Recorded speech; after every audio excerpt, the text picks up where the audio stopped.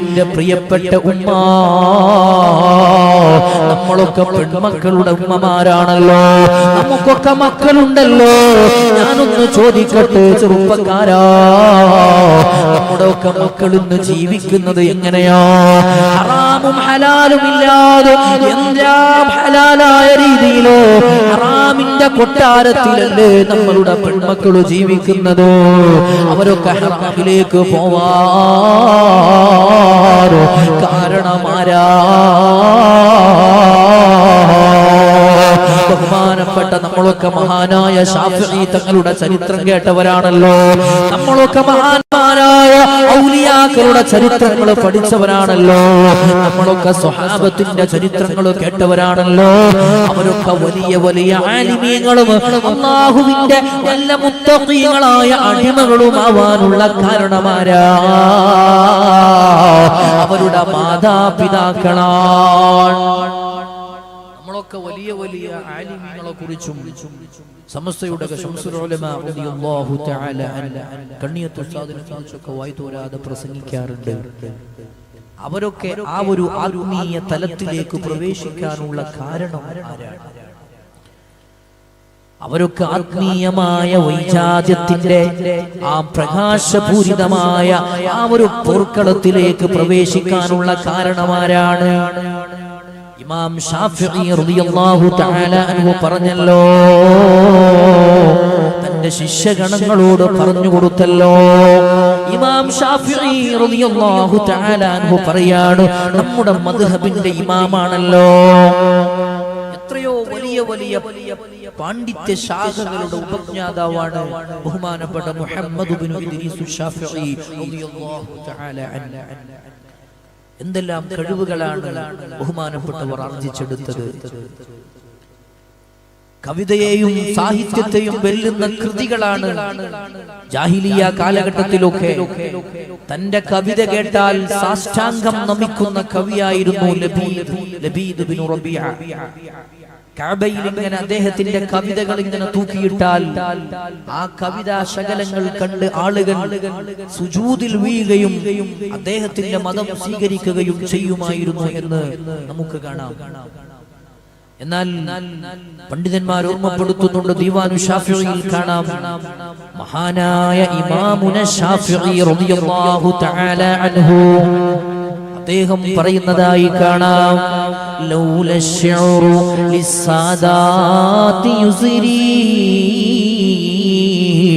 ലകുൻതുൽ യൗമ അശ്അറ മിനൽ ലബീദി. ഞാനെങ്ങാനും കാവ്യലോകത്തേക്ക് എന്റെ കാലെടുത്ത് വെച്ചിട്ടുണ്ടായിരുന്നുവെങ്കിലോ ലബീദിനെ എല്ലാം വകച്ചു മാറ്റിക്കൊണ്ട് ഞാൻ എന്റെ പേനകൾ ചലിപ്പിക്കുമായിരുന്നുവെന്ന് ബഹുമാനപ്പെട്ട ഇമാമുന ശാഫിഈ റളിയല്ലാഹു തആല അങ്ങനെയുള്ള പണ്ഡിതനാണ് ബഹുമാനപ്പെട്ട ഇമാമുന ശാഫിഈ. അദ്ദേഹം പറയുകയാണ്, ഞാൻ ഈ സമ്പാദിച്ചിട്ടുള്ള എല്ലാ വിജ്ഞാന ശാഖകൾക്കും കാരണമായിട്ടുള്ളത്, ഞാൻ നേടിയിട്ടുള്ള എല്ലാ അനുഗ്രഹങ്ങൾക്കും കാരണഭൂതരായിട്ടുള്ളത് എന്റെ ഉമ്മയാണ്. ഞാൻ നേടിയിട്ടുള്ള എല്ലാ വിജ്ഞാനഘോഷങ്ങളും അതിന്റെ പിന്നിലെ രഹസ്യമെന്ന് പറയുന്നത് അതെന്റെ ഉമ്മാന്റെ പ്രാർത്ഥനയാണ്, എന്റെ ഉമ്മാന്റെ കണ്ണീരാണ് എന്ന് ഇമാമുന ശാഫിഈ റളിയല്ലാഹു തആല ഞാൻ സമ്പാദിച്ച എല്ലാ ഇൽമിന്റെയും എല്ലാത്തിന്റെയും അടിസ്ഥാനം എന്റെ ഉമ്മയാണ്. എന്നിട്ട് ഇമാമുന ശാഫിഈ തങ്ങൾ പറയാണ്, എന്റെ കാഞ്ഞിപ്പുഴയിലെ ഉമ്മമാരെ നമ്മളൊക്കെ നെഞ്ചോട് ചേർത്ത് വെക്കേണ്ട ചരിത്രമാണിത്. അദ്ദേഹം പറയാണ്, എന്റെ ഉമ്മ എനിക്കുണ്ടല്ലോ വുദൂ ചെയ്തിട്ടല്ലാതെ മുലപ്പാല് തന്നിട്ടില്ല. എന്റെ ഉമ്മ എനിക്ക് മുലപ്പാല് തരുമ്പോ ബിസ്മി ചൊല്ലാതെ എനിക്ക് മുലപ്പാല് തന്നിട്ടില്ല. ആ ഉമ്മാക്കല്ലേ ഇമാമുന ശാഫിഈ റളിയല്ലാഹു തആല അൻഹു ഉണ്ടാവുള്ളൂ. നിങ്ങളൊന്ന് ആലോചിച്ചു നോക്കൂ. നമ്മളൊക്കെ പരാതി പറയും, ഉസ്താദേ എന്റെ മക്കൾ അങ്ങനെയാണ്, എന്റെ മക്കള് തിന്മ ചെയ്യുകയാണ്, എന്റെ മക്കള് സീരിയലിന് അടിമയാണ്, എന്റെ മകൻ ഗെയിമിന് അഡിക്റ്റാണ്. എന്റെ പ്രിയപ്പെട്ട ഉപ്പാ, നമ്മൾ നന്നായാലല്ലേ നമ്മുടെ മക്കൾക്കും ആ ഒരു സ്ഥലവും ആ ഒരു കാര്യബോധവും അല്ലാഹു കൊടുക്കത്തുള്ളൂ. നമ്മുടെ മക്കളൊക്കെ സ്വാലിഹീങ്ങളാക്കി തരട്ടെ. എല്ലാവരും ആമീൻ പറയൂ. അല്ലാഹു നമ്മുടെ മക്കളെ ഒക്കെ സ്വാലിഹീങ്ങളിലാക്കി തരട്ടെ. മഹാന്മാരുടെ ഒക്കെ ചരിത്രങ്ങൾ പരിശോധിക്കുമ്പോ അവരുടെ പിന്നിലൊക്കെ രഹസ്യങ്ങള് നമ്മൾ ശംസുൽ ഉലമയെ കുറിച്ച് പറയാറുണ്ടല്ലോ. ഒരു കറാഹത്ത് പോലും ജീവിതത്തിൽ ചെയ്തിട്ടില്ലാത്ത വായക്കാട്ട മക്ബറയിൽ വിശ്രമം കൊള്ളുന്ന ബഹുമാനപ്പെട്ട ശൈഖുനാ കണ്ണിയത്ത് ഉസ്താദിനെ കുറിച്ച് വായി തോരാതെ പ്രസംഗിക്കുന്നുണ്ടല്ലോ. ഈ പ്രസംഗിക്കുന്ന എനിക്ക് ആ ജീവിതം മുപ്പിയെടുക്കാൻ കഴിഞ്ഞിട്ടുണ്ടോ ചെറുപ്പക്കാരോ? നിങ്ങൾ അവരുടെയൊക്കെ ജീവിതം പഠിച്ചു നോക്കൂ. അവരുടെയൊക്കെ ജീവിതത്തിന്റെ അടിസ്ഥാനം എന്താ? അവരൊക്കെ ജീവിതത്തിന്റെ വിജയത്തിന്റെ സാഫല്യം എന്താണ്? അവരുടെ ഉമ്മയും ഉപ്പയുമാണ്. ആരായിരുന്നു ശംസുൽ ഉലമ? ഞാൻ വിഷയത്തിൽ നിന്ന് തെന്നിമാറുന്നില്ല. ബഹുമാനപ്പെട്ട ശംസുൽ ഉലമ പഠിക്കുന്ന കാലഘട്ടത്തിൽ തന്നെ, ചെറുപ്പത്തിൽ തന്നെ നല്ല ബ്രില്യന്റ് സ്റ്റുഡന്റ് ആയിരുന്നു. നല്ല താല്പര്യമുള്ള, പഠനത്തോട് താല്പര്യമുള്ള, ഇംഗ്ലീഷുകളിലും മറ്റു ലാംഗ്വേജിലുമെല്ലാം നല്ല പ്രൊഫഷനായ, നല്ല നിലവാരമുള്ള ഒരു വിദ്യാർത്ഥിയായിരുന്നു ബഹുമാനപ്പെട്ട ശംസുൽ ഉലമ. അങ്ങനെ മാഷന്മാരൊക്കെ വീട്ടിലേക്ക് വരുന്ന ശംസുൽ ഉലമയെ ദർസിൽ കൊണ്ടാക്കുക എന്ന് പറഞ്ഞപ്പോ എല്ലാത്തിലും ടോപ്പ് പ്ലസ് ആണ്, എല്ലാത്തിലും നല്ല പൂർണ്ണ വിജയമാണ്. അങ്ങനെ മാഷന്മാരും ടീച്ചേഴ്സും ഒക്കെ വീട്ടിലേക്ക് വന്ന് ഉപ്പനോട് പറഞ്ഞു, നിങ്ങൾ ഈ കുട്ടിയുടെ ഭാവി വെറുതെ ഫോയിലാക്കരുത്, വെറുതെ സ്പോയിൽ ചെയ്യരുത്, നശിപ്പിക്കരുത്. നല്ല പഠിക്കുന്ന മിടുക്കനായ കുട്ടിയാണ്, അതുകൊണ്ട് നിങ്ങൾ ഞങ്ങൾക്ക് വിട്ടുതരണം, ഈ പൊന്നുമോനെ ഞങ്ങൾക്ക് വിട്ടുതരണം. മഹാനായ ശംസുൽ ഉലമയെ കുറിച്ച് ആ കാലഘട്ടത്തിൽ തന്നെ ടീച്ചേഴ്സിന്റെ വാക്കുകളാണിത്. ആ ടീച്ചേഴ്സിന്റെ വാക്ക് കേട്ടിട്ടെങ്ങാനും ശംസുൽ ഉലമയുടെ പിതാവ് ആ ശംസുൽ ഉലമ തങ്ങളെ അതാ ആ ടീച്ചേഴ്സിന്റെ കൂടെ പറഞ്ഞു വിട്ടിട്ടുണ്ടായിരുന്നുവെങ്കിൽ നമുക്കൊരു വലിയ പ്രതിഭയെ നഷ്ടപ്പെടൂലേ? നിങ്ങളൊന്ന് ആലോചിച്ചു നോക്കൂ. ലോകം കണ്ട പണ്ഡിതൻ ശംസുൽ ഉലമ, ലോകം കണ്ട പണ്ഡിതനാണ് ശംസുൽ ഉലമ. ആ ശംസുൽ ഉലമ എന്ന് പറയുന്ന ആ ഒരു ദിവ്യാനുരാഗത്തിന്റെ ആശയങ്ങളിൽ ലയിച്ചുപോയ മാസ്മരികമായ പ്രകടനത്തിന്റെ ആളായിരുന്നു ബഹുമാനപ്പെട്ട ശംസുൽ ഉലമ. എല്ലാ വിഷയത്തിലും ഒരു രണ്ടാം ശാഫിഈ എന്നൊക്കെ വിളിക്കാൻ മാത്രം പണ്ഡിതൻ ഇത് ഈ അടുത്തൊന്നും ഇവിടെ കഴിഞ്ഞു പോയിട്ടില്ല. ആ ശംസുൽ ഉലമയുടെ പിന്മുറക്കാർ അവരൊക്കെ എങ്ങനെ ഈ ജീവിതത്തിലേക്ക് കടന്നു വന്നു? അവരുടെ മാതാവും പിതാവുമാണ്. അവരുടെ പിതാവ് പറഞ്ഞത്, ഞാൻ നിന്നെ ഇത്രയും അധികം പഠിപ്പിച്ചതും വളർത്തിയതും വലുതാക്കിയതുമെല്ലാം ഭൗതികമായ ലോകത്തിന്റെ നിലയുറപ്പുകളിൽ വ്യതിചലിച്ചു പോവാനല്ല, മറിച്ച് മതത്തിന്റെ വിജ്ഞാന ശാഖകൾ പഠിച്ചുകൊണ്ട് ഈ ലോകത്തിന് വെളിച്ചമേകാനാണ്. ആ പിതാവിന്റെ ദീർഘവീക്ഷണമാണ് പിന്നീട് ലോകം അംഗീകരിക്കുന്ന ശംസുൽ ഉലമയായി മാറിയത്. ശംസുൽ ഉലമ ആലിമീങ്ങളുടെ, പണ്ഡിതന്മാരുടെ സൂര്യ തേജസ്സായി മാറിയത് ആ ഉപ്പയെടുത്ത തീരുമാനമാണ്. ഉപ്പമാരുടെ തീരുമാനം തെറ്റാൻ പാടില്ല. പല ആളുകളും നോക്കൂ, നിങ്ങൾ SSLC പരീക്ഷകൾക്ക് വേണ്ടി, സ്കൂൾ പഠനങ്ങൾക്ക് വേണ്ടി മദ്രസ വിദ്യാഭ്യാസത്തെ ചവറ്റുകൊട്ടയിലേക്ക് വലിച്ചെറിയുകയാണ്. ചവറ്റുകൊട്ടയിലേക്ക് വലിച്ചെറിയാണ് മദ്രസ വിദ്യാഭ്യാസം. ഈ അടുത്ത് എന്നോടൊരു വാപ്പ ചോദിച്ചതാണ്, ഉസ്താദിന് അറിയില്ല, മദ്രസൊക്കെ നിർത്തിയോ? മോളപ്പൊ കാണുന്നില്ല. അപ്പൊ ആ ഉപ്പ പറഞ്ഞതാ, ഉസ്താദ് അറിഞ്ഞില്ലേ, അവള് റഫ ഇപ്പോ 10ാം ക്ലാസ്സിലാണ്. എന്തൊരു മണ്ടത്തരമാണ്, എന്തൊരു തൊണ്ടി ന്യായമാണ് നമ്മുടെ മാതാപിതാക്കൾ പറയുന്നത്. നോക്കൂ നിങ്ങൾ പ്രിയപ്പെട്ടവരെ, മതവിദ്യാഭ്യാസം എന്ന് പറയുന്നത് ഖാലിഖിനെ കുറിച്ചുള്ള പഠനമാണ്. നിങ്ങളൊന്ന് ആലോചിച്ചു നോക്കൂ.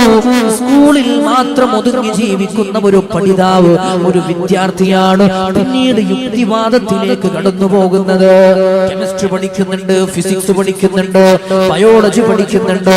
പക്ഷേ അതിന്റെ ഒക്കെ ഒരു ക്രിയേറ്ററെ കുറിച്ച്, അതിന്റെ സൃഷ്ടാവിനെ കുറിച്ച് ആരാണ് അവർക്ക് പറഞ്ഞു കൊടുക്കുന്നത്?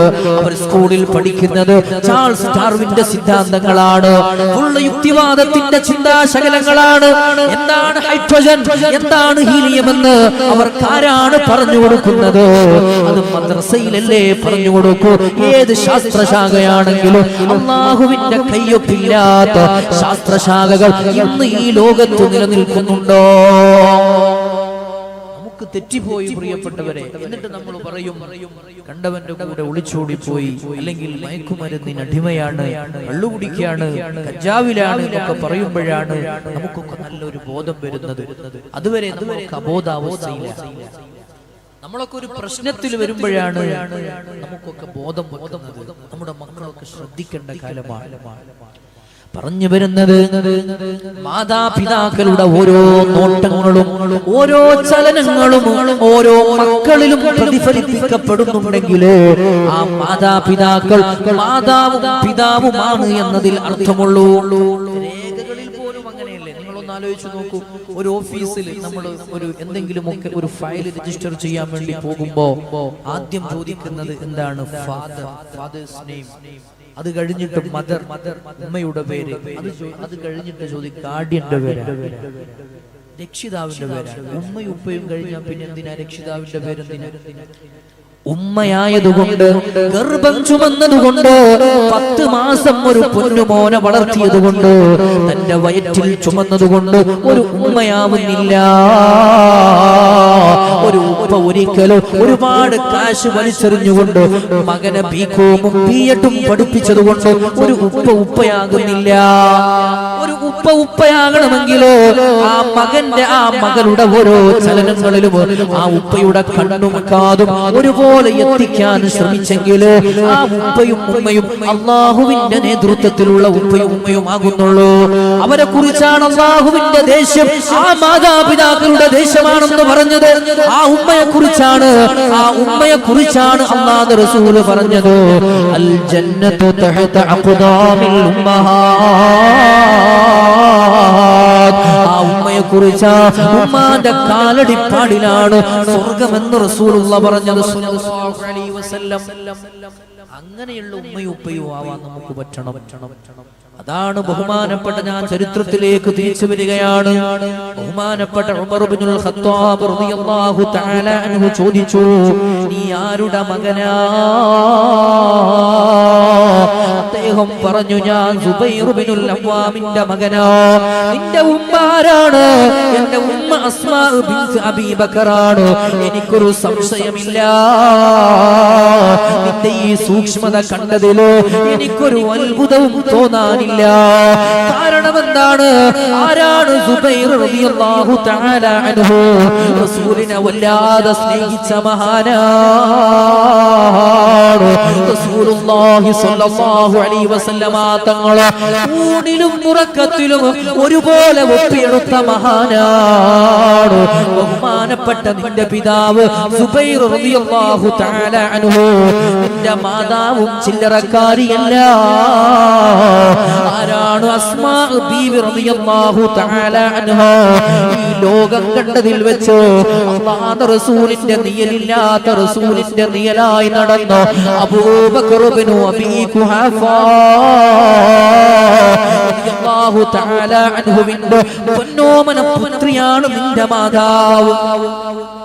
എനിക്കൊരു സംശയമില്ല, ഈ വലിയ പ്രായത്തിൽ വെല്ലുന്ന പക്വത നീ എന്നോട് കാണിച്ചതിൽ ഒരു അത്ഭുതമില്ല. കാരണം നീ നല്ല ബാപ്പാന്റെ ഉമ്മാന്റെ മോനാ. അത്ഭുതമില്ല. അതാ വീണ്ടും പറയുകയാണ്, നിന്റെ ഉമ്മയുണ്ടല്ലോ. ആരാണ് നിന്റെ ഉമ്മ എന്നറിയുമോ? അബൂബക്കർ റളിയല്ലാഹു തആല അൻഹു, അല്ലാഹുവിന്റെ ഹബീബ് മദീനയിൽ മക്കയിൽ നിന്ന് ഹിജ്റ പോകുന്ന സമയത്ത് അതാ സൗർ ഗുഹയിൽ അഭയം പ്രാപിച്ചപ്പോൾ ഗർഭിണിയായിട്ടാണ് നിന്റെ മാതാവ് അവർക്ക് ഭക്ഷണം കൊണ്ടുകൊടുത്തിരുന്നത്. നിന്റെ മാതാവുണ്ടല്ലോ ബഹുമാനപ്പെട്ട അസ്മാ ബിൻത് അബീ ബക്കർ, ആ മാതാവ് നിന്നെയും ചുമന്നുകൊണ്ടാണ്, ഗർഭം ചുമന്നിട്ടാണ്, വയറ്റിൽ ചുമന്നിട്ടാണ് റസൂലുള്ളാഹിക്ക് ഭക്ഷണം കൊണ്ടു കൊടുത്തിരുന്നത്. ഇന്നവിടെ പോയാൽ മനസ്സിലാകും എത്ര ദൂരമുണ്ട് സൗറിലേക്ക്. അല്ലാഹു മനസ്സിലാക്കാൻ തൗഫീഖ് നൽകട്ടെ, അല്ലാഹു മനസ്സിലാക്കാൻ തൗഫീഖ് നൽകട്ടെ. അതുകൊണ്ട് പ്രിയപ്പെട്ടവരെ, ഉമർ ഇബ്നുൽ ഖത്താബ് റളിയല്ലാഹു തആല അൻഹു ആ പൊന്നുമോനോട് വളരെ വിശാലമായി സംസാരിക്കുകയാണ്. അല്ലാഹുവിന്റെ ഹബീബ് സ്വല്ലല്ലാഹു അലൈഹി വസല്ലമ തങ്ങൾ പറഞ്ഞല്ലോ, ഒരു നല്ല ഉമ്മാക്കും ഉപ്പാക്കും മാത്രമേ ഒരു നല്ല മകനും മകളും ജനിക്കുകയുള്ളൂ. പാഠമാണ് ഇത്തരത്തിലുള്ള ചരിത്രത്തിലൂടെ നമുക്കൊക്കെ അല്ലാഹുവിന്റെ പരിശുദ്ധ റസൂലിന്റെ ചരിത്രത്തിലൂടെ നമുക്ക് പറഞ്ഞു തരുന്നത്.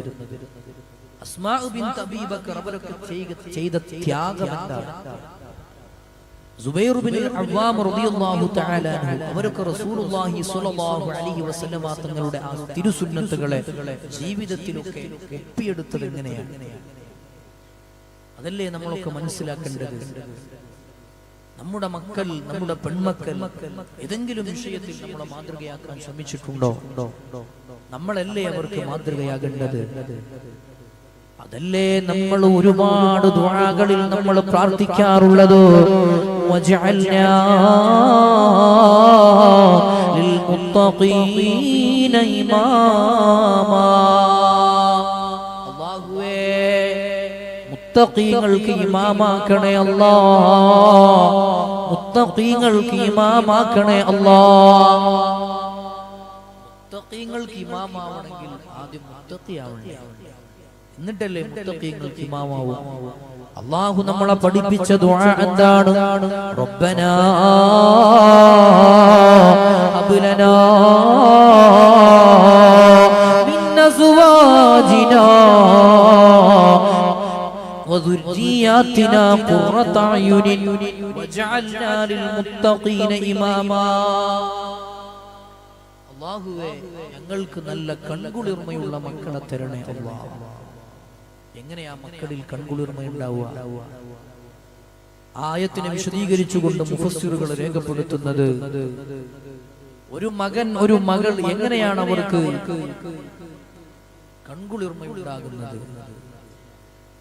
അല്ലാഹുവിന്റെ പരിശുദ്ധ റസൂൽ സ്വല്ലല്ലാഹു അലൈഹി വസല്ലമ തങ്ങൾ പറഞ്ഞല്ലോ, ഒരു മകനും മകളും ഒരു മകളും മകളും ഒരു മകനും മകളും മാതാപിതാക്കൾക്ക് കൺകുളിർമയേകുന്നത് അവർ നിസ്കരിക്കുന്നത് കാണുമ്പോൾ, അവർ ഖുർആൻ പാരായണം ചെയ്യുന്നത് കാണുമ്പോൾ, അവർ നന്മയുള്ള പ്രവർത്തനങ്ങൾ ചെയ്യുന്നത് കാണുമ്പോൾ ഒരു മാതാവിനും ഒരു പിതാവിനും വല്ലാത്ത അനുരാഗങ്ങളാണ്, വല്ലാത്ത കൺകുളിർമകളാണ്. കൺകുളിർമ എന്ന് പറയുന്നത്. അങ്ങനെയാകാൻ നമ്മുടെ മാതാപിതാക്കൾക്ക് കഴിയണം. അപ്പോഴാണ് നമ്മളും യഥാർത്ഥത്തിൽ നല്ല മാതൃകാ ദമ്പതികളായി മാറുന്നത്, മാതാപിതാക്കളായി മാറുന്നത്.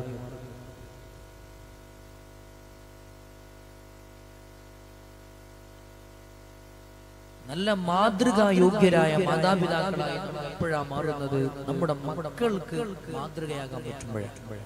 നമ്മുടെ നാട്ടിലൊക്കെ വലിയ പത്രാസുള്ള ആൾക്കാരായിരിക്കും, നാട്ടിൽ വലിയ യോഗ്യതയുള്ളവരായിരിക്കും, പക്ഷേ മക്കളുടെ മുന്നിൽ നമ്മൾ വട്ടപൂജ്യമാണ്. ആദ്യം ആദ്യം നിന്റെ ശരീരത്തെ നീ പ്യൂരിഫൈ ചെയ്യണം, നീ ശുദ്ധീകരിക്കണം. അതിനുശേഷം നിന്റെ അഹ്ലുകാരെ, നിന്റെ മക്കളെ, നിന്റെ ഭാര്യയെ നീ നന്മയുടെ വാതായനങ്ങളിലേക്ക് ഉയർത്താൻ നിനക്ക് സാധ്യമാകണം. അപ്പോഴാണ് നീ ഒരു മാതൃകായോഗ്യനായ മാതാവും പിതാവുമാകുന്നത്. അതാണ് നമ്മൾ ദുആ ചെയ്യുന്നത്, വജഅൽനാ ലിൽ മുത്തഖീന ഇമാമാ. ആദ്യം നമ്മൾ മുത്തഖിയായി മാറുമ്പോഴേ നമ്മുടെ മക്കളും നമ്മുടെ ആ ഒരു വഴിയിലേക്ക് പ്രവേശിക്കുള്ളൂ. അല്ലാഹു മനസ്സിലാക്കാൻ തൗഫീഖ് നൽകട്ടെ. ഇതിന്റെ വിശദീകരണത്തിൽ മഹാന്മാർ ചർച്ച ചെയ്യാൻ എന്താണ് ഈ വാക്കിന്റെ അർത്ഥം? റബ്ബനാ ഹബ് ലനാ മിൻ അസ്വാജിനാ വദുർരിയാതിനാ ഖുർറത അയുനിൻ വജഅൽനാ ലിൽ മുത്തഖീന ഇമാമാ. മഹാന്മാര് പറയുന്നത് മാതൃകായോഗ്യരായ നല്ല മാതാവും പിതാവും ഉണ്ടായാൽ നല്ല മക്കളെ അല്ലാഹു കൊടുക്കുന്നതാണ്. അവരെ സമൂഹത്തിന് അല്ലാഹു മാതൃകയാക്കുന്നതാണ്. അങ്ങനെയാകുമ്പോഴാണ് മക്കൾ വഴിതെറ്റാതെ നന്മ മരങ്ങളായി മാറുന്നത്. മാതാപിതാക്കൾക്ക് മാത്രമല്ല, സമൂഹത്തിനും നാടിനും നാട്ടുകാർക്കും. ഇസ്ലാം ദീന് തന്നെ നേരത്തെ ബഹുമാനപ്പെട്ട ഉമർ ഇബ്നുൽ ഖത്താബ് റളിയല്ലാഹു തആല അൻഹു ആ പിഞ്ചുബാലനോട് ചോദിച്ചപ്പോൾ ലിയുഇസ്സല്ലാഹു ബിൽ ഇസ്ലാം, ഇസ്ലാമിന്റെ ആ ഒരു പ്രബദൻ ആ മക്കളെ കൊണ്ട് മാറ്റിയെടുക്കാൻ പറ്റും. ആ മക്കളെ കണ്ടിട്ട് മറ്റുള്ള സമൂഹത്തിലെ വിദ്യാർത്ഥികളും അവരൊക്കെ റോൾ മോഡലാക്കാൻ സാധ്യമാകും. അതാണ് നമ്മൾ പറയുന്നത് വജഅൽനാ ലിൽ മുത്തഖീന ഇമാമ. അതാണ് പ്രിയപ്പെട്ടവരെ, നോക്കൂ നിങ്ങൾ, ഇസ്ലാമിന്റെ പാഠം എന്തൊരു ഭംഗിയിലൂടെയാണ് റസൂലുള്ളാഹി അവതരിപ്പിക്കുന്നത്. ഒരു മകൻ ഒരു മകൾ ജനിച്ചു കഴിഞ്ഞാൽ ഓരോ പ്രായത്തിന്റെ ഘട്ടങ്ങളിലും തുഫൂലത്തിലും കുഹൂലത്തിലും വാർദ്ധക്യത്തിലും ചെറുപ്പകാലഘട്ടങ്ങളിലും ഓരോ നിമിഷങ്ങളിലും അവരുടെ പ്രായഭേദമന്യേ അവര് കാലാന്തരങ്ങൾക്കനുസരിച്ചുകൊണ്ട് അവരുടെ പ്രായങ്ങൾ ഇങ്ങനെ മാറിക്കൊണ്ടിരിക്കുമ്പോ അവരുടെ ഓരോ ഘട്ടങ്ങളിലും ഒരു മാതാവിനും ഒരു പിതാവിനും അവർക്ക് സ്വാധീനം ചെലുത്താൻ സാധ്യമാകണം. അതാണ് റസൂലുള്ളാഹി പറഞ്ഞത്, ലാഇബ്നക സബ്ആ വസ്വാഹിബുഹു സബ്ആ വഅദ്ദിബുഹു സബ്ആ. ആദ്യത്തെ 7 വർഷക്കാലമുണ്ടല്ലോ, ആ 7 വർഷത്തിനുള്ളിൽ അവരുമായി കൂട്ടുകൂടി സൗഹൃദത്തോടെ നീ പെരുമാറണം. കളിയും ചിരിയുമായി ആ കുട്ടിയുടെ മനസ്സിൽ നീ ഇടം പിടിക്കണം. പിറ്റേതുള്ള 7 വർഷമുണ്ടല്ലോ, 7 വയസ്സ് മുതൽ 14 വയസ്സ് വരെയുള്ള കാലഘട്ടം ഉണ്ടല്ലോ,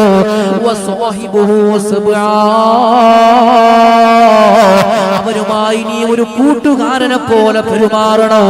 ആ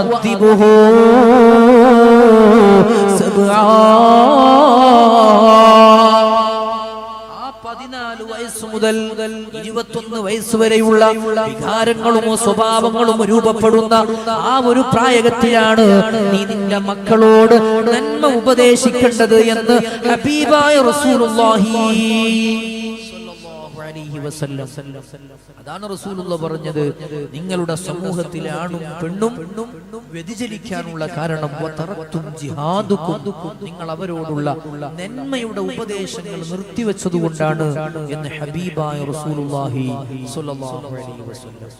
ഈ ഒരു രീതിയിലാണ് നമ്മുടെ മക്കളെ നമ്മൾ വർഗീകരിക്കുന്നതെങ്കിൽ ഓരോ നിമിഷങ്ങളിലും ആ മക്കളുടെ ഭാവിയും ആ മക്കളുടെ സൗമ്യമായ പെരുമാറ്റവും നമുക്ക് നേടിയെടുക്കണം. അതിലൂടെ നമ്മളെ റോൾ മോഡലാക്കണം എന്നൊരു ചിന്ത നമ്മുടെ മക്കൾക്കുണ്ടെങ്കിൽ പിന്നെ എങ്ങനെയാ നമ്മുടെ മക്കൾ വ്യതിചലിച്ചു പോവുക?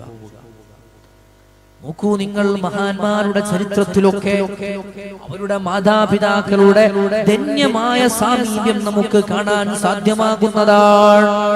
ഒരു വീട്ടിൽ സുബഹി നിസ്കരിക്കുമ്പോ ഒന്ന് ആലോചിച്ചു നോക്കൂ നിങ്ങൾ, സുബഹി നിസ്കാരം എന്ന് പറയുന്നത് ഓരോ മനുഷ്യന്റെ ജീവിതത്തിലും ഒരു തുടക്കമാണല്ലോ, ഒരു സൗഭാഗ്യമാണല്ലോ. സുബഹി നിസ്കാരത്തിലേക്ക് ക്ഷണിക്കുന്ന ഒരു ഉമ്മ ഉപ്പ തന്റെ പൊന്നുമോനെ തന്റെ പൊന്നുമോളെ വരൂ നമുക്ക് നിസ്കരിക്കാം എന്ന് പറഞ്ഞു മുസല്ലയിലേക്ക് ക്ഷണിച്ചിട്ട് സുബഹിക്ക് വാപ്പ ഇമാമത്ത് നിന്നിട്ട് പിഞ്ചുമക്കള് ബാക്കില് മഅമൂമികളായി അണിനിരന്നിട്ട് വാപ്പ ചൊല്ലുകയാണ്, അല്ലാഹുമ്മ ഹ്ദിനാ ഫീമൻ هديت وعافنا فيمن عافيت وتولنا فيمن توليت وبارك لنا فيما أعطيت. 5 ദുആകളാണ് നമ്മുടെ മദ്ഹബ് നമുക്ക് പഠിപ്പിച്ചു തരുന്നത് ഇമാമുന ശാഫിഈ റളിയല്ലാഹു അൻഹു. മറ്റുള്ള മദ്ഹബുകളിൽ ആ ഖുനൂത്ത് നമുക്ക് കാണാൻ സാധ്യമല്ല. അത് നമ്മുടെ ഒരു സൗഭാഗ്യമാണല്ലോ ചെറുപ്പക്കാരാ. ഓരോ ഉമ്മമാരോടും ഓരോ ഉപ്പമാരോടുമാണ് പറയുന്നത്, ഇനിയെങ്കിലും നമ്മൾ മാറിയിട്ടില്ലെങ്കിലോ നമ്മുടെ മക്കൾ നമുക്ക് ശാപമാണ്, ഈ ഭൂമിക്കൊരു ഭാരമാണ്. ഇന്ന് തന്നെ പോയിട്ട് നാളെ സുബ്ഹി ബാങ്ക് മുഅദ്ദിൻ ഉസ്താദ് പള്ളി മിനാരങ്ങളിൽ നിന്ന് ഘോര ശബ്ദത്തിൽ ഇങ്ങനെ മാധുര്യമൂറുന്ന ശബ്ദത്തിൽ ഇങ്ങനെ ബാങ്കുലി കേൾക്കുമ്പോ ഓരോ ഉമ്മയും തന്റെ പൊന്നുമോന്റെ അരികിലേക്ക് കടന്നുപോയിട്ടോ, പൊന്നുമോനെ നമുക്ക് സുബഹി നിസ്കരിക്കാമാടാ, സുബഹി നിസ്കരിക്കാൻ വാടാ പൊന്നുമോനെ എന്ന് പറഞ്ഞുകൊണ്ട് കൈ പിടിച്ചിട്ട് മാന്യമായി സ്നേഹത്തോടെ മുസല്ലയിലേക്ക് പിടിച്ചു കൊണ്ടുപോയാൽ ആ പൊന്നുമോൻ എങ്ങനെയാ വഴിപിയക്കുക? ആ പൊന്നുമോന് പിന്നെ എങ്ങനെയാ വഴിപിയക്കാൻ പറ്റുക? ഒരിക്കലും പറ്റൂല. കാരണം നമ്മൾ ആ ദുആയിലൂടെ ചോദിക്കുന്നത് എന്താണ്? ഒരു വാപ്പ ഇങ്ങനെ ദ്വാരക്കാണ്, അല്ലാഹുമ്മ ഹ്ദിനാ ഫീമൻ ഹദൈത്, അല്ലാഹുവേ ഞങ്ങളെ നീ ഹിദായത്ത് നൽകിയവരിലാക്കണേ അല്ലാഹ്, വഅഫിനാ ഫീമൻ ആഫൈത്, ആഫിയത്തുള്ളവരിലാക്കണേ അല്ലാഹ്, വതവല്ലനാ ഫീമൻ തവല്ലൈത്, അല്ലാഹുവേ എന്നെയും എന്റെ മക്കളെയും നീ ഏറ്റെടുത്തവരിലാക്കണേ അല്ലാഹ്. പാപ്പങ്ങനെ ദ്വാരക്കുമ്പോ മക്കൾ ഇങ്ങനെ ആമീൻ ആമീൻ ആമീൻ അങ്ങനെ പറയാണ്. ആ ഉമ്മയുടെയും ഉപ്പയുടെയും മക്കൾക്ക് കള്ളുടിക്കാൻ പറ്റുമോ? ആ ഉമ്മയുടെയും ഉപ്പയുടെയും മക്കൾക്ക് ആ ഉമ്മാന്റെ ഉപ്പാന്റെ മുഖത്ത് നോക്കിയിട്ട് കയ്യോങ്ങി സംസാരിക്കാൻ പറ്റുമോ? ഒരിക്കലുമില്ല. നമ്മൾ മാറാത്തത് കൊണ്ടാണ്. നോക്കൂ നിങ്ങൾ, ആ ഉമ്മയുടെയും ബാപ്പയുടെയും ദുആയിലൊക്കെ പവർ എന്താണ്? അങ്ങനെ ഒരു സുബഹി ജമാഅത്ത് നടക്കുന്ന എത്ര വീടുകൾ നമ്മുടെ വീട്ടിലുണ്ട്, നമ്മുടെ നാട്ടിലുണ്ട്. അല്ലാഹു കാത്തിരക്ഷിക്കട്ടെ. എന്നാലോ മറ്റുള്ള ഫംഗ്ഷനുകളിലെല്ലാം പങ്കെടുക്കാൻ നമുക്ക് സമയമുണ്ട്. നമ്മുടെ ദുഹൂർ ഖളാ ആക്കുന്നു, അസ്ർ നിസ്കരിക്കുന്നു. നമ്മുടെ നിർബന്ധമായ ആരാധനകൾക്ക് പോലും യാതൊരു വിധത്തിലുള്ള വാല്യൂ നമ്മൾ കൽപ്പിക്കുന്നില്ല. നാളെ മരിച്ചു പോകണ്ടേ? നാളെ മരിച്ചു പോകുമ്പോ ആരോട് നമ്മൾ സമാധാനം പറയും? നമ്മുടെ ആയുസ്സിന് ആരാ നമുക്ക് ക്വാണ്ടിറ്റിയും ക്വാളിറ്റിയും നൽകിയത്? അല്ലാഹുവാണ്. എന്തിനാ നമ്മളെ ഇവിടെ പടച്ചത്? ഖലഖൽ മൗത വൽ ഹയാത ലിയബ്ലുവകും അയ്യുകും അഹ്സനു അമല. ഈ ലോകത്ത് നന്മയിൽ മത്സരിക്കാനാ അല്ലാഹു നമ്മളെ പറഞ്ഞയച്ചത്. എന്നാൽ നാളെ മരിച്ചു പോകുമ്പോ നമ്മുടെ മക്കൾ കാരണമായിട്ട് നരകത്തിലേക്ക് പോകേണ്ട അവസ്ഥ നമുക്ക് ഉണ്ടാവാൻ പാടില്ല. അങ്ങനെ ഖുനൂത്ത് ചെല്ലുന്ന സുബഹിയുടെ ജമാഅത്ത് നടക്കുന്ന വീട്ടിലുള്ള മക്കൾ എങ്ങനെ സമൂഹത്തിൽ പേരുദോഷം ഉണ്ടാക്കുന്ന മക്കളായി മാറും? നോക്കൂ നിങ്ങൾ, ബഹുമാനപ്പെട്ട മഹാനായ യഅഖൂബ് അലൈഹിസ്സലാത്തു വസ്സലാം, ചരിത്രം വിശാലമാണല്ലോ, നമുക്കൊക്കെ അറിയുന്നതാണല്ലോ. യൂസുഫ് നബി അലൈഹിസ്സലാത്തു വസ്സലാം തന്റെ സഹോദരന്മാർ കിണറ്റിൽ കൊണ്ടു ചെന്നിടുകയാണ്. അങ്ങനെ കാലാന്തരങ്ങൾക്കപ്പുറത്ത് അല്ലാഹു അതിൽ നിന്ന് രക്ഷപ്പെടുത്തുകയും ഈജിപ്തിലെ ഭരണാധികാരിയായി ആക്കുകയും ചെയ്യുകയാണ്. ഒരുപാട് കാലം കഴിഞ്ഞു. ഈജിപ്തിൽ ഇങ്ങനെ ഭരണം നടത്തിക്കൊണ്ടിരിക്കുമ്പോ ഒരുപാട് കാലങ്ങൾക്ക് ശേഷം യഅഖൂബ് അലൈഹിസ്സലാത്തു വസ്സലാമിന്റെ അരികിലേക്ക് യൂസുഫ് നബി അലൈഹിസ്സലാത്തു വസ്സലാമിന്റെ സഹോദരങ്ങൾ കടന്നു വരികയാണ്. എന്നിട്ട് പറയുന്നു, യാ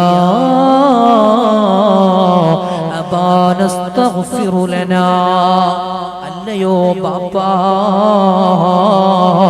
ഞങ്ങൾക്ക് പുറത്തു തരണേ വാപ്പാ, ഞങ്ങൾക്ക് പുറത്തു തരണേ വാപ്പാ, ഞങ്ങൾക്കൂടെ അല്ലാഹുവിനോടൊന്ന് പുറത്തു ചോദിക്കണേ വാപ്പാ. ഇവിടെ നമ്മളൊക്കെ മനസ്സിലാക്കേണ്ടത് വലിയ വിഷയങ്ങളാണ്. നേരിട്ട് അള്ളാനോട് ചോദിച്ച പോലെ എന്തിനാ വാപ്പാനോട് പൊറുക്കലിനെ ചോദിക്കുന്നത്? ഖുർആനാണ്. യാ അബാ നസ്തഗ്ഫിറു ലനാ, ഞങ്ങൾക്ക് വേണ്ടി ഒന്ന് പൊറുക്കലിനെ ചോദിക്കോ. വാപ്പയാണോ പൊറുക്കലിന് കൊടുക്കേണ്ടത്? അല്ലേ? അലൈസല്ലാഹു കാഫിൻ ബിഅബ്ദി, ഇങ്ങനെയാണ്. അല്ലാഹു പോരെ ഒരു അടിമക്ക്, അല്ലാഹു പോരെ പിന്നെന്തിനാണ് മറ്റുള്ള അടിമകളോട് ദുആ കൊണ്ട് വസിയത്ത് ചെയ്യുന്നത്? അപ്പൊ നമ്മൾ വിചാരിക്കും അത് മക്കൾക്ക് അന്തല്ലാത്തോണ്ടായിരിക്കാം, അല്ലെങ്കിൽ മക്കൾക്ക് ഇൽമില്ലാത്തോണ്ടായിരിക്കാം. യാക്കൂബ് നബി അലൈഹി സ്വലാത്തു വസ്സലാം പ്രവാചകനാണല്ലോ. യാക്കൂബ് നബി അലൈഹി സ്വലാത്തു വസ്സലാമിന് ഇൽമില്ലാത്തതുകൊണ്ടല്ലോ. ചോദിക്കുകയാണ്, യാ അബാ നസ്തഗ്ഫിറു ലനാ, വാപ്പാ ഞങ്ങൾക്ക് വേണ്ടി ഒന്ന് പൊറുക്കലിനെ ചോദിക്കുമോ? ബഹുമാനപ്പെട്ട യാക്കൂബ് നബി അലൈഹി സ്വലാത്തു വസ്സലാം അവരോട് പറയാ, മക്കളോട് പറയാണ്, സഅസ്തഗ്ഫിറു ലക്കും റബ്ബീ,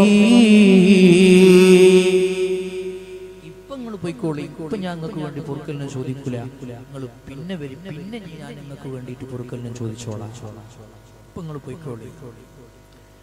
അങ്ങനെ ആ മക്കള് പോവുകയാണ്, വീട്ടിലേക്ക് പോവുകയാണ്. പിറ്റേ ദിവസം ആയപ്പോ തന്റെ പൊന്നുമക്കളെ വിളിക്കുകയാണ്, സുബഹിയുടെ ജമാഅത്തിന് വിളിക്കുകയാണ്. എന്നിട്ട് അവരുടെ മക്കളെ വിളിച്ചിട്ട് നിസ്കാരത്തിന് കൂടെ കൂട്ടുകയാണ്. സുബ്ഹാനല്ലാഹ്, അല്ലാഹുവിലേക്ക് പുറത്തു കൊടുക്കണേ അല്ലാഹ്, മക്കൾക്ക് പുറത്തു കൊടുക്കണേ അല്ലാഹ്.